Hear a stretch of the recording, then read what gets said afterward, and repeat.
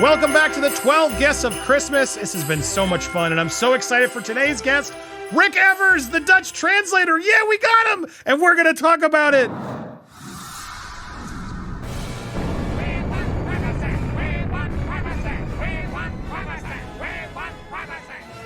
Welcome to Popcorn Palace. I'm Andy Signor. Man, this has been so much fun, and I'm so honored to meet and talk to Rick. Welcome to the show, sir.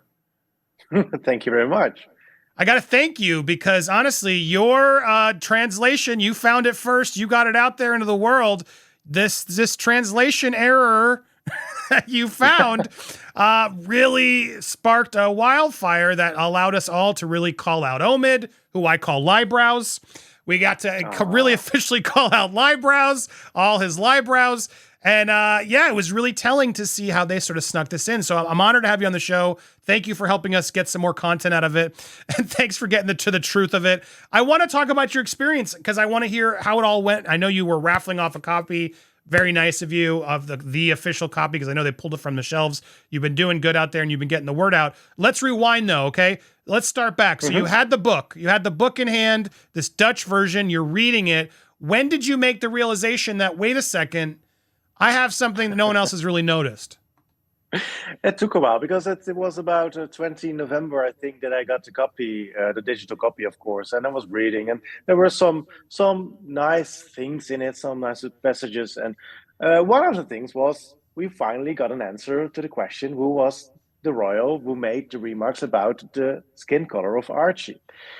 But for me, it was just one of the few things that was interesting from the book. And so I didn't pay not much attention about it and just put it on Twitter, 12 o'clock, midnight, when the embargo broke. So when I was allowed to publish something about it.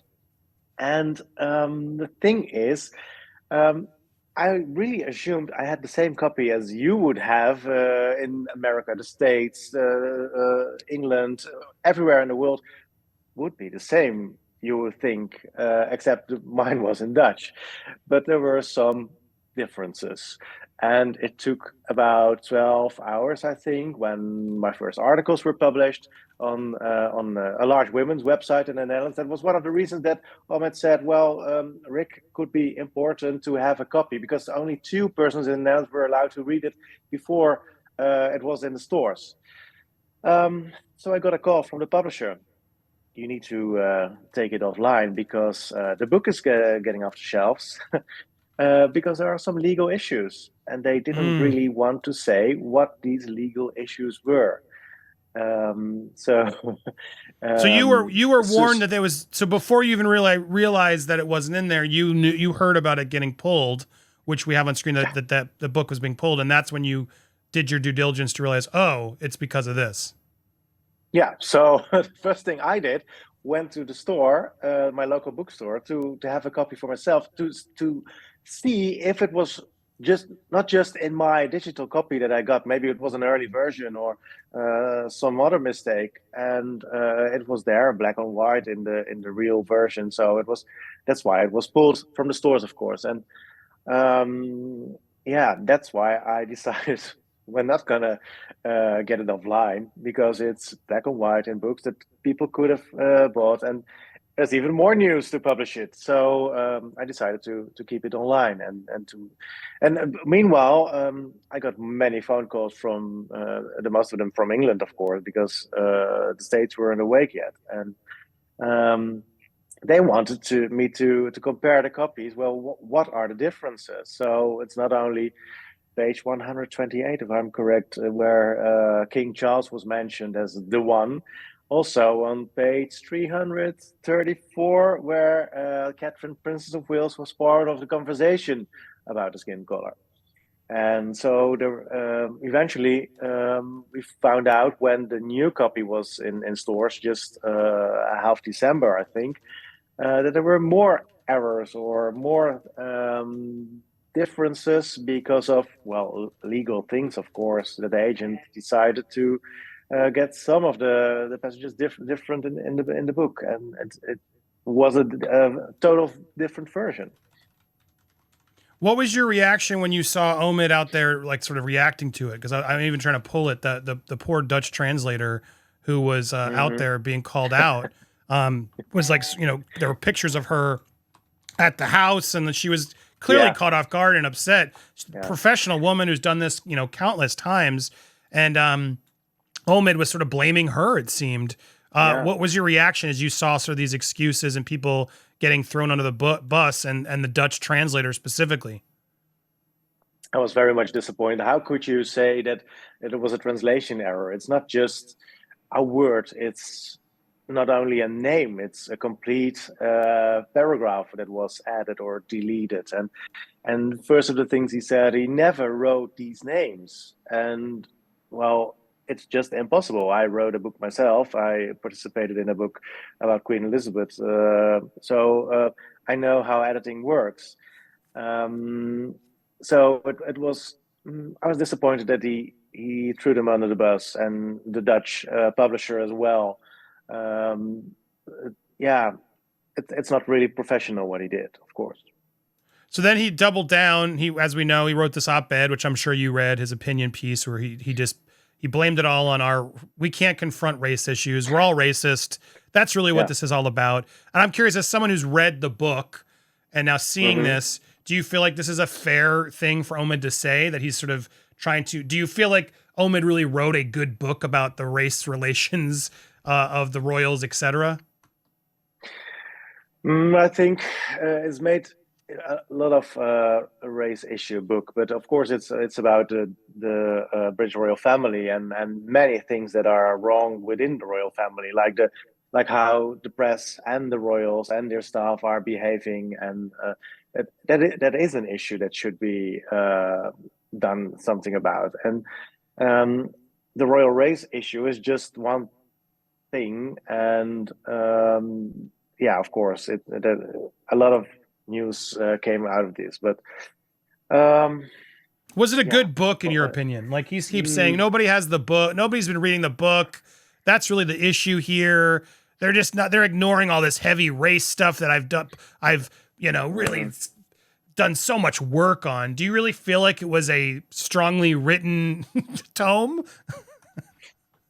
It's just one side of the story, of course, just like every tabloid has another side of the story. And I think if you mix all these stories together, then you get maybe some kind of the real story. So it's good this book has been written, but I'll leave you to your own comments. Yeah. He's not going to go as hard as I would. What do you think about this? Because there's obviously now this thoughts, and I call them liebrows, but you were on Pierce Hmm. Morgan. Pierce Morgan's called him Hmm. the Meghan Markle's lick spittle. Like, a lot of this has come Hmm. forward and called out. But as Meghan Markle's mouthpiece, which he often criticizes as unfair, do you think that's unfair? He was caught after finding freedom, right? In a court of law, Meghan Markle had to apologize and change the tune to say that, yes, oh, we did give it to the aides. And then Prince Harry was caught in emails admitting Meghan can't be seen. There was clearly something behind the scenes to give Omid all this access. Do you feel like that was happening in this book again? And do you feel like it's fair to label him Meghan's mouthpiece? I'm curious your thoughts. Um, it's difficult to say because in this case, you could also say that Piers Morgan is Camilla's mouthpiece, of course. And of course, you have some kind of sources at the palace. And if it's the story of Harry that you're bringing, the sources of William won't help you, of course. So you're very quick one of the mouthpieces of Meghan. And I think um, Meghan and Harry, they don't trust many people of the press. And of course, Omid has been trusted by them for quite some time now. And yeah, I can imagine why he is called Meghan's mouthpiece, of course. Did Omid ever reach out to you when this all went down? Was there ever an attempt on him or his team to sort of reach out to you, since you were the one who sort of broke this? Let me check if he finally read my last DM. Well, we had some contacts, but um, not very much. There is also some conspiracy theory that Ahmed deliberately leaked it to me. Well, no, he chose me. Yes, we met only once for 3 minutes, I think, when he was in The Hague in the Netherlands for the Invictus Games. Um, oh, he finally did read my message about the turmoil that was there, but he never answered anymore. Um, the first thing I asked when the news broke about, well, what really happened, and he told me something off the record. Well, we know now, so I think I can disclose that the English text never included the names. That's what he later also said, and I can't read Dutch, but hopefully the Dutch publisher is handling this now. He was saying that in interviews as well. But Do you now, of believe course, that? we know.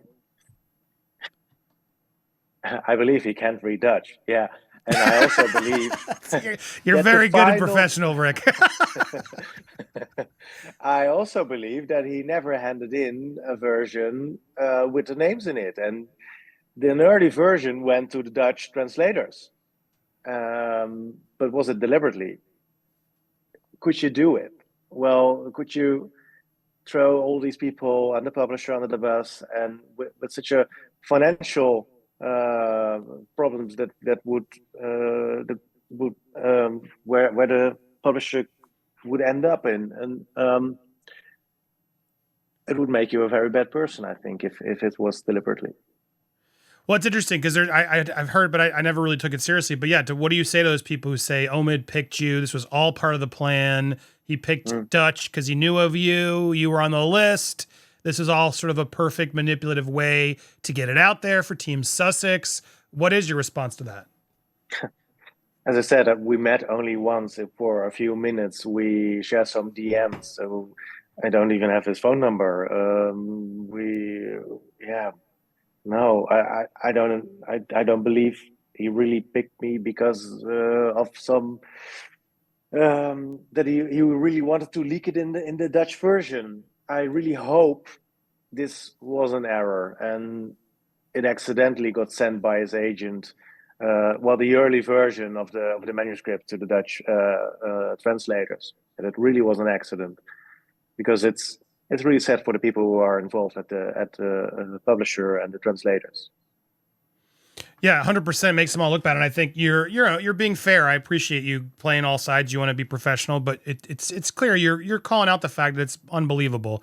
And if you were really on Team Omid doing all this leak, you would probably not be that honest. So I think that's very telling too. I'm not. Yeah, I'm not Team Omid. I'm not Team Royal Family. I'm not Team tabloids. I'm somewhere in between. I'm just doing my work. Yeah, well, good work on getting this out there. It's been a whirlwind. What's been the wildest sort of part of this journey as it all happened? I mean, because the last few weeks you were pretty packed, pretty busy. How did that feel? Yeah, I was very busy, and I really liked the turmoil. But um, I didn't do something really special. Of course, I just read the book. I just posted it, and yeah, that's all I did. And now we're here. What do you think's next for Omid? What do you think's next? Do you think this was the end game? And if so, who was the end game of him, Who's or Endgame? end Yeah, game of the royal family? yeah. I'm afraid it's going to be the end game for Omid because how can you get back with everything that happened? That, how can you get the trust back from everyone? It's very Yeah, difficult. it's true. He really So put a lot of in his credibilities on the line. No. yeah, I really don't know how he can go back to. Yeah, he of course doesn't want to be a part of the Royal Rota anymore. Um, but the only thing that's open for him is reporter of the American part of the royal family. Are you surprised? Final question for me: are you surprised Meghan and Harry have been silent on all this? It's loud silence. They are so quick to usually respond and comment on so many things, but in this issue, Mm. they've remained no comment, which is hard to not see. Right, as a parallel to all the no comments that the royals were doing when they were underwater. What do you think that is? Why do you think they've kept their silence?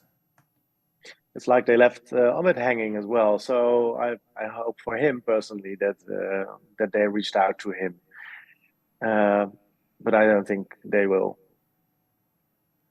Do you think the no comment is in response to the Royals always giving them no comment when they needed it? Do you feel like they're enjoying this, or do you think this is just sort of like we're staying out of it? As a royal expert who's covered and read on this, where do you think their insight is? Hmm. Because Harry and Meghan are doing things very differently. Like the never explain, never complain thing is not really their thing. So it must be something else why they're keeping silent. Interesting. I love it. He keeps it surprising. Well, I enjoy talking to you, Rick. It's a pleasure. Thank you for getting that out there and alerting us all. You can go follow him. You might need to speak Dutch. They do have a translate option, but you can head on over to Rick Evers Royal and get his coverage. And yeah, don't be a stranger. Please come back. It was a pleasure to talk to you. Thank you for getting it out there. Any final words to the audience? Thank you, and Merry Christmas to all. Merry Christmas back to you, sir.